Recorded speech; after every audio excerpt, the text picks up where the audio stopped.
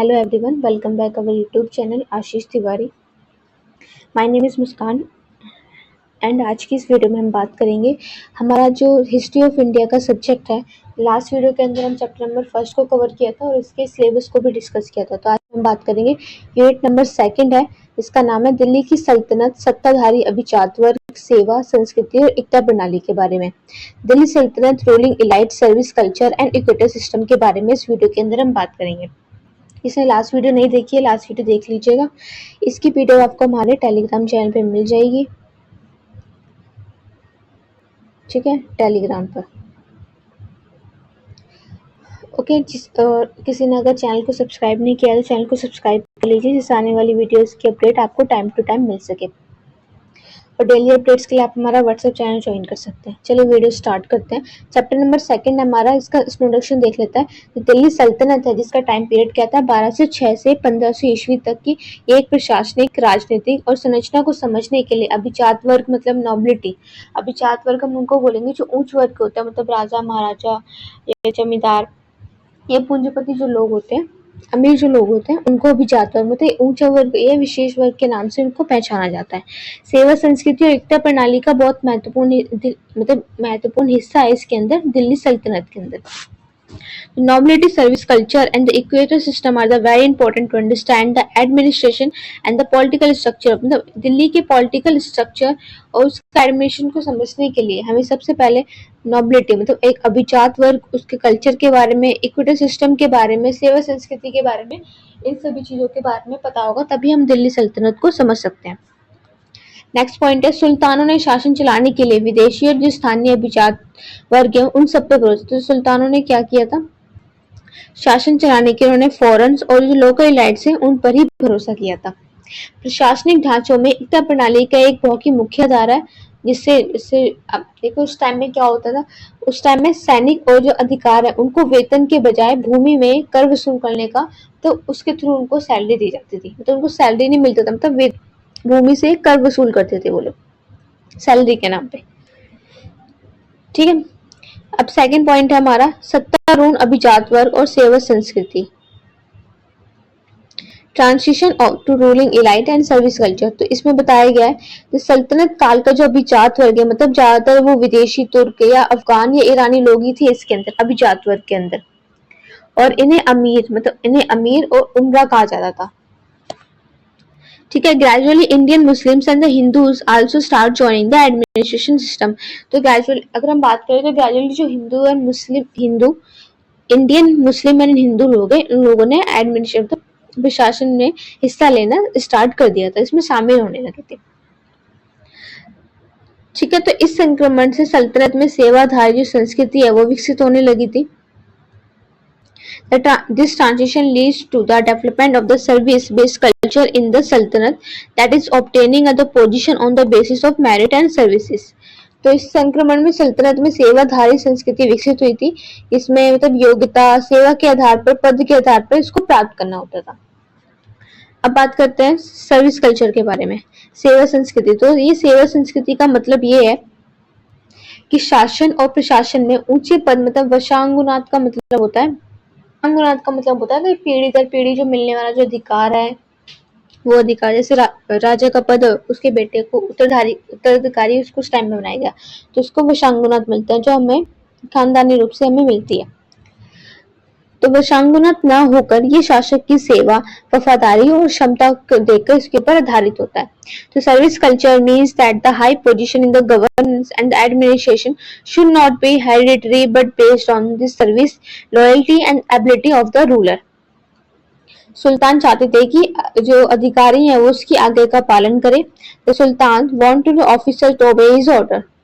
तो यही कारण था कि कोई भी व्यक्ति अपनी सेवा से उच्च पद तक पहुंच सकता था। तो ये मेन रीजन था, this was the reason that any person could reach the high position through this service. तो इन सर्विस मतलब इन शासकों के माध्यम से, इन ऑर्डरों के माध्यम से वो एक ऊंचे पद पर पहुंच सकते थे। लेकिन कुछ समय बाद वो व्यवस्था भी भ्रष्टाचार और गुटबाजी से प्रभावित होने लगी थी। तो ये जो सारी व्यवस्थाएं बेकार होने लगी थी, भ्रष्टाचार और गुटबाजी के प्रभाव में आने लगी थी, ठीक है। बात करते हैं इक्ता सिस्टम के बारे में। तो इक्ता का क्या मतलब होता है?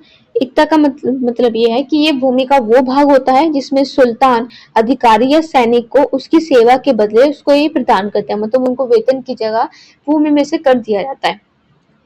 The equator is the part of the land which the sultan provide to the officer and the soldiers in the exchange for this service.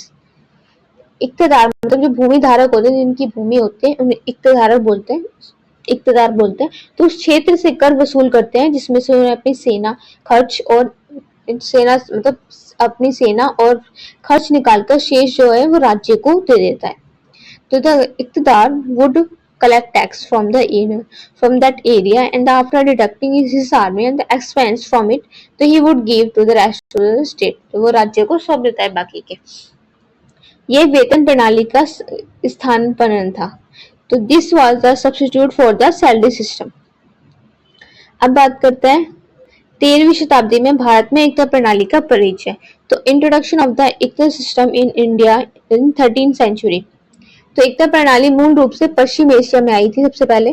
The iqta system original come from West Asia. Bharat में इसे तुर्क शासकों ने लागू किया था और इल्तुतमिश मतलब 1211 से 1236 इनका शासन था। इन्होंने इसे संगठित ढंग से इसको स्थापित भी किया था। It was implanted in India by the तुर्क रूलर्स। तुर्क रूलर्स के बाद जो तुर्क रूलर्स हैं उनके माध्यम से ही ये जो व्यवस्था है, जो इक्ता सिस्टम है, ये भारत में आया था, लेकिन सबसे पहले ये वेस्ट एशिया में आया था। अब इल्तुतमिश जिनका शासन था 1211 से 1236 तक, establish it in and the organised manner. इक्तदार ने ना भूमि के मालिक थे और ना ही वे इसे वशांगुनत बना सकते थे। तो the इक्तदार was neither the owner of the land nor and could not he make it hereditary, मतलब ना उनके वशांग मतलब ये जो अधिकार है ये ना वो अपने वंश के अनुसार तो अपने बेटे को या उनके किसी भी संतान को नहीं दे सकते थे। तो ये जो चीजें हैं ये वशांगुनत भी नहीं है और ये भूमि के मालिक भी नहीं है। तो ये केवल सेवा पर ही आधारित होते हैं। ठीक है, तो it was based on only service. Delhi के सुल्तानों के अधीन इक्ता प्रणाली के कुछ लक्षण है, जैसे अस्थायी अधिकार। तो इक्तदार का जो पद है वो स्थायी नहीं था और राज्य का नियंत्रण सुल्तान समय समय पर इक्तदार बदल देता था। जैसे आज के टाइम में सरकार बदलती रहती है, ये 5 साल बाद वोट देते हैं तो दूसरी सरकार आती है, उसके बाद वो वोट देते हैं तो वो सेम सरकार होती है या कोई दूसरी भी सरकार। तो जो जैसे पार्टी प्रणाली मतलब पार्टी प्रणाली की बात की गई है वही इक्तदार होते हैं। ये जो है इक्तदार ये बदलते रहते हैं क्योंकि ये सेवा पे आधारित होते हैं, ये वशांगुनत नहीं होते हैं, ना ये किसी भी जमीन के मालिक होते हैं। ठीक है, अब है भूमि का मालिकाना हक नहीं। तो इसमें बात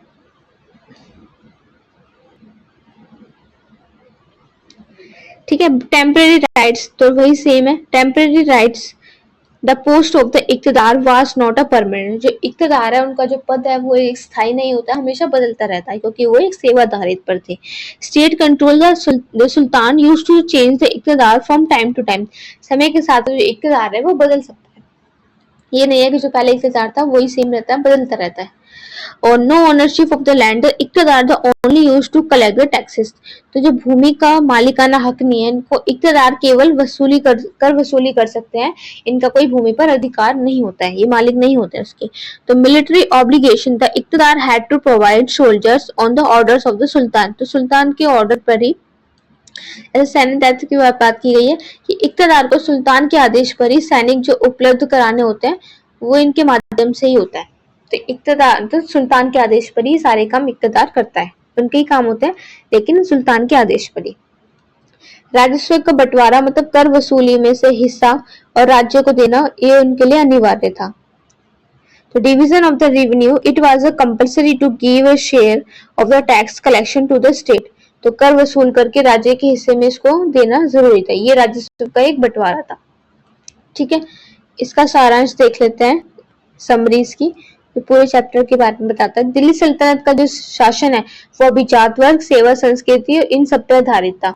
अब जो सेवा संस्कृति का मतलब क्या है कि योग्यता और वफादारी के आधार पर ये जो पद नियुक्त किए जाते थे। ठीक है, इक्ता प्रणाली ने प्रशासन सेना के खर्च को व्यवस्थित करने में हमारी मदद की थी और इस प्रणाली से शासक की शक्ति और नियंत्रण दोनों ही मजबूत हुए थे।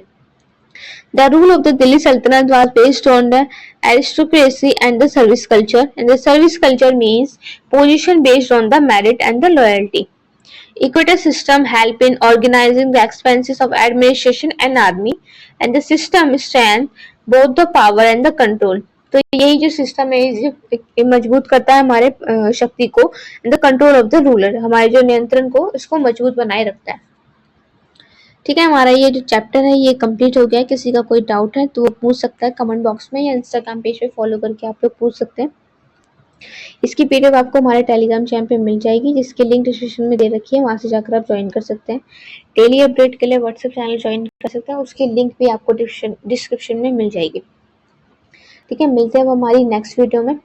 Thank you for watching, have a nice day.